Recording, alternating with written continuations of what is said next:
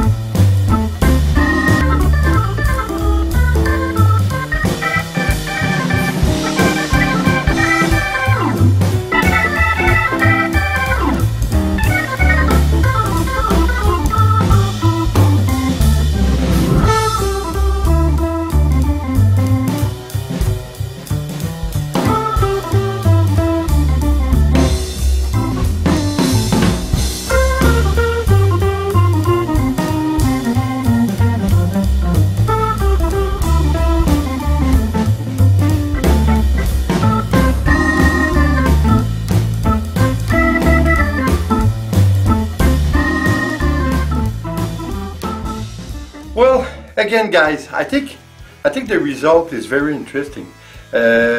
What surprised me about this technique is all the cells that it makes. Since the Floetrol don't make as much cell usually as it did now. But I think the thing about it is that the fact that we use a strainer maybe created some sort of vortex between the air and the acrylic once it was on the canvas. I don't know. I'm not quite sure about the scientific reason behind it, but who cares? What we care about is the result, and you know what? The result is great. It surpassed what I was hoping for. I think, you know, sometimes, a lot of time, to have this result, we use silicone or even white glue, or even both of them at the same time, and we achieve about the same result. But now we only use Floetrol, and voila, that did the job. So I'm thinking that next time I'm going to try again with the strainer, but I'm going to omit the Floetrol. I'm not going to put it just to verify what I suspect, meaning that maybe using the strainer it creates some sort of bubble, of air bubble, and that's why there's so much cell, because as you're going to see, there's a lot of cells. But it's very nice. I like the result. I think that's one of the only way we can achieve all those fine lines, all those details. It's incredible. So guys, I enjoyed it. I hope you did too. And like always, please come back and see us again. And like always, please subscribe, share, and leave a comment. It's always appreciated. So guys, take care. See you on the next video. Ciao.